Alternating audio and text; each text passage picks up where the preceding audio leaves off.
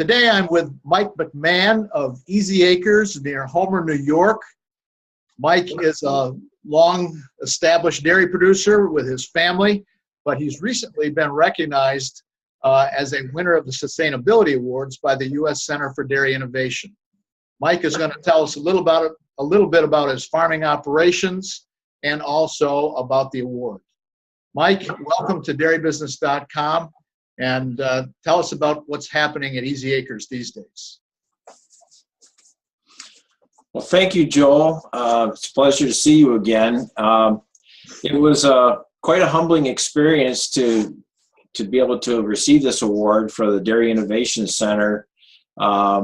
Just a little bit about Easy Acres and our history. My mom and dad came to Homer, New York in 1957 and started with 8 registered Holstein heifers, 160-acre farm. Fast forward to today, we have 800 cows and 700 head of young stock, all of which go back to that 8 heifers that my dad started with. Still all registered today, something we just think is important to us.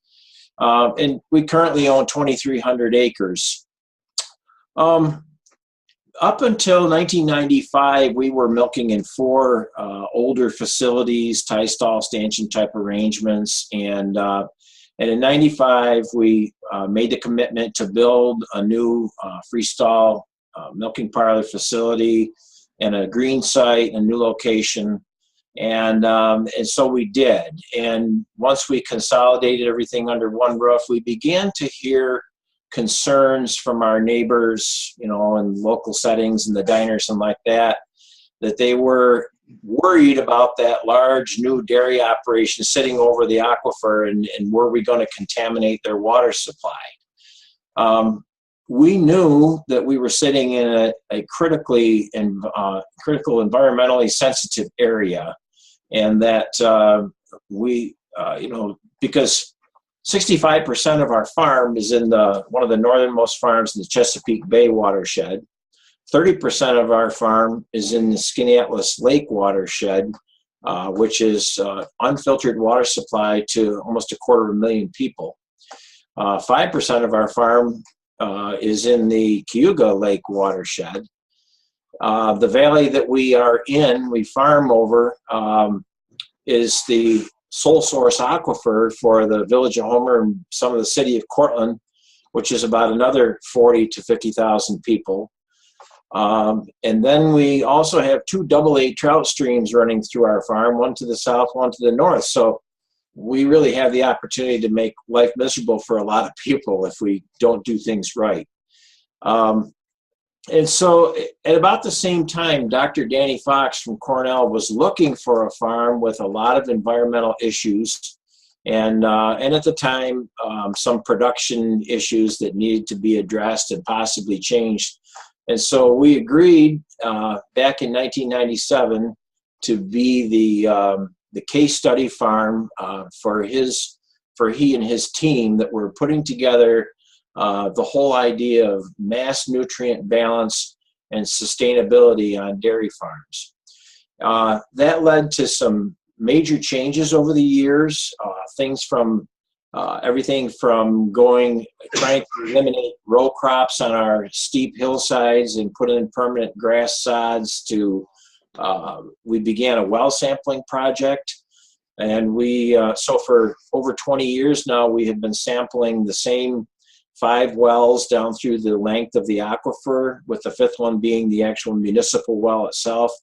We also sample both streams, and we do this every quarter, every year. And so we've collected a lot of data, and we've done it not only to assure our neighbors that we're doing a good job, but to reassure ourselves as well that our agronomic practices are sound. At the same time, we were challenged to decrease the amount of phosphorus coming into the farm. We were the first herd in the country to decrease our phosphorus intake by over 30%. And we can see as we analyze the water sampling data of over 20 years, what a difference this has made in both the streams and the wells as far as phosphorus and nitrates go. So we really have made a difference there. We also have been involved in planting thousands of linear feet of willow shrubs on both sides of the two trout streams for the sake of stream bank stability, as well as making a better, cooler water environment for the wildlife that's in those streams.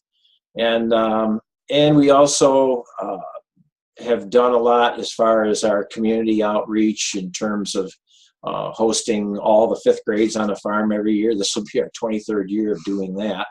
A lot of fun with 400 or 500 kids on the farm running around for 2 days.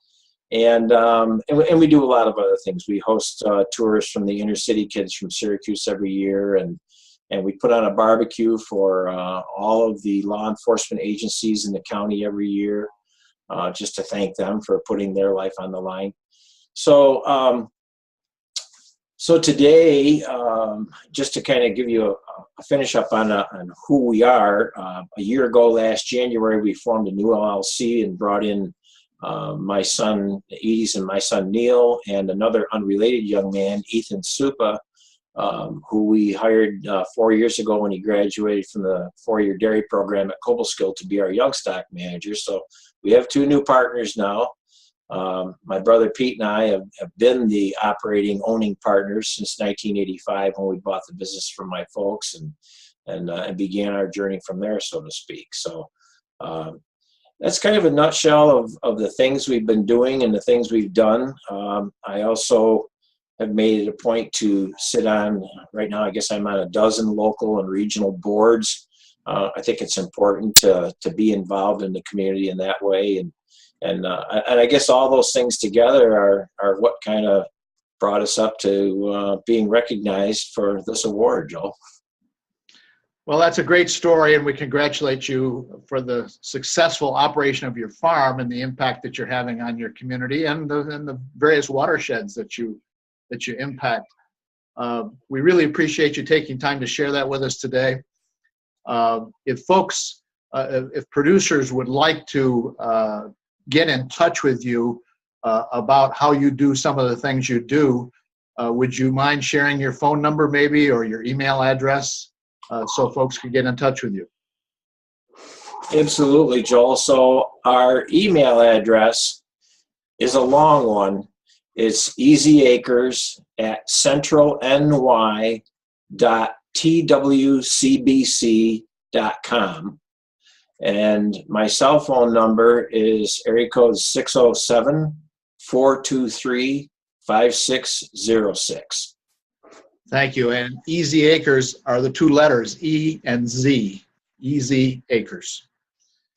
That's Mike, correct. thank you very much for being with us. And again, congratulations to you and Edie and your family for the recognition. This has been Joel Hastings with dairybusiness.com.